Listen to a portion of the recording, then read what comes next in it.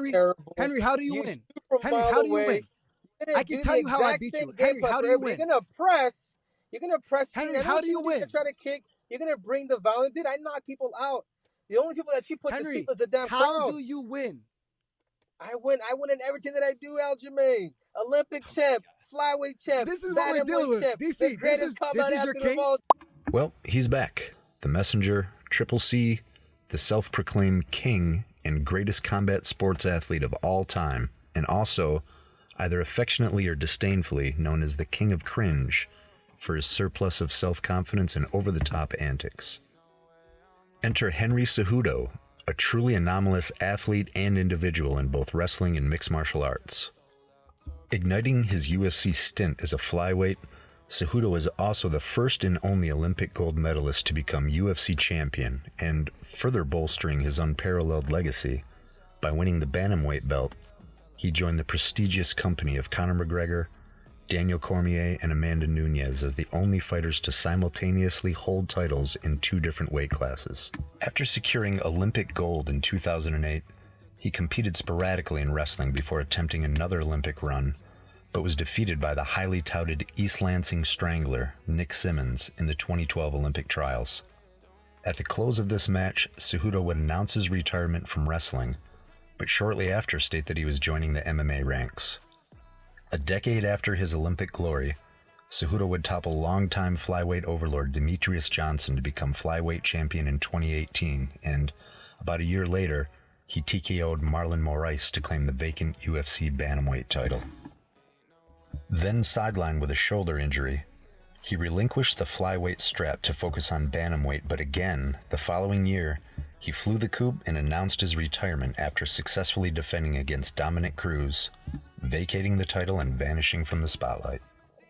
This left the UFC 135-pound class in a state of disarray, and the path forward to crown a new champion was a tad convoluted, best expressed by the irrepressible and entertaining MMA icon, Chael Sonnen.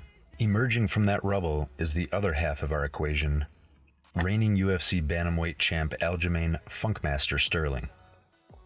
Aljo came from a big family in a rough neighborhood in New York, but dedicated himself to wrestling to steer clear of the street life, and eventually became a 2-time Division III All-American wrestler at Cortland State College in New York. Nearing the sunset of his college days, he was exposed to amateur MMA competition after being invited to the nearby Team Bomb Squad facility by UFC legend and pound-for-pound king John Jones, and later set up shop full-time at the long-standing and highly reputable Serra Longo fight team. There, under the tutelage of Renzo Gracie product and former UFC welterweight champion Matt Serra, Sterling would focus on a career in MMA and progress nicely, earning a Brazilian Jiu-Jitsu black belt along the way. Accruing just a single loss by split decision as an amateur that was later avenged, Sterling forayed into pro MMA in 2011 and quickly amassed an impressive 8-0 record, half of which were attained via rear naked choke. This vaulted him into the big leagues of the UFC, where his role continued. After an understandably tentative decision win in his debut, Sterling would turn heads by scorching his next 3 opponents, finishing each one, and the list included scrappy, respected vets like Johnny Eduardo and Takeya Mizugaki. The brakes were then applied in the form of back-to-back split decision losses to divisional staples Brian Caraway and Rafael Assunção, both of whom represent extremely formidable competition for a young up-and-coming fighter. Aljo rebounded with a pair of strong wins, the latter of which was over former bantamweight champion Renan Barão. It is at this point that Sterling would suffer the most convincing loss of his career. Striking specialist Marlon Moraes battered him on the feet throughout the first round before finishing the bout by KO with a brutal knee. Undeterred, Aljo went on to notch 4 straight wins, the last of which, a first-round rear-naked choke over Corey Sandhagen, earned him dual honors of Fight of the Night performance as well as a title shot against newly crowned bantamweight champ Petr Yan. And this is precisely where it gets weird. In the 4th round of their UFC 259 title bout, Yan landed one of the most egregious illegal knees in UFC history to the head of a very clearly downed Sterling. The blow dazed him, and After several minutes of recovery, he was unable to continue and was awarded the Bantamweight Championship by way of disqualification, a first in UFC history. The fans, fickle bunch that we are, quickly turned on Aljo with ridicule ranging from paper champion to that he was downright acting or faking being out of sorts solely because he knew it would result in being crowned champ. Sterling certainly never imagined that having his dream recognized by becoming champion would be so bittersweet. But it didn't end there. With fans seething for an immediate rematch, it didn't brighten his standing when Aljo had to push back their expected meeting at October 2021's UFC 267 due to a recent surgery from an old college wrestling injury, nor that it wasn't until April of 2022 that it finally happened. In the sequel, Sterling dominated Jan in the first round of what gradually unfolded as a competitive bout, retaining the title with a split decision win that was obviously more legit and less controversial, but didn't really return him to fan favor.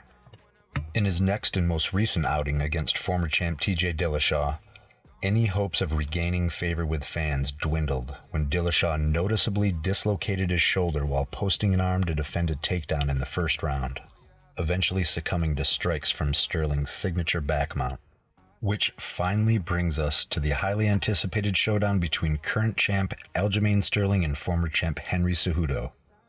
And of course, the beef.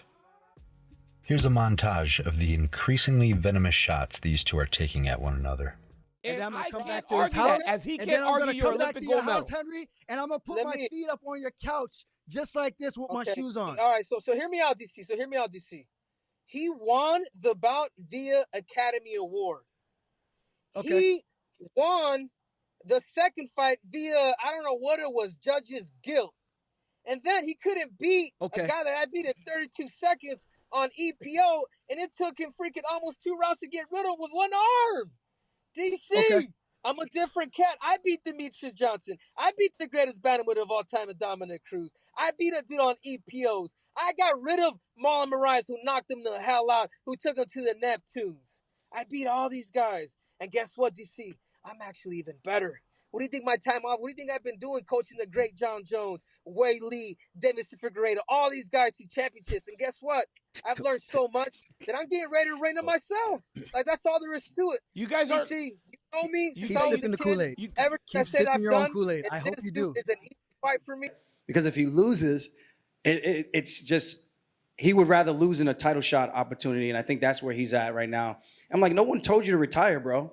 Like, we all knew you were going to come back. Like, what stupid games are you playing? You know, so that's on you. The vision has passed you by, and what you've done 3 years ago doesn't quite hold a candle to what everyone's doing right now and competing. You know? Did you see what Henry Cejudo tweeted after your fight?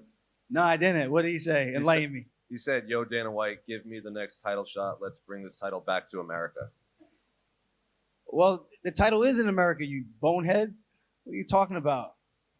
I'm an American citizen.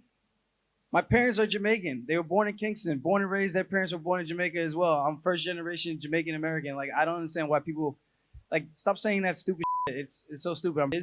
He's gonna need to keep it standing the entire time. And what's he gonna do when I actually get him down to the ground? It's like I said, man. I take you down, I backpack you up, and that's a wrap. I just need about 2 weeks. That's it. That's all I need. 2 weeks? That's it. That's it. 2 weeks for what? I'm in shape. 2 weeks for what?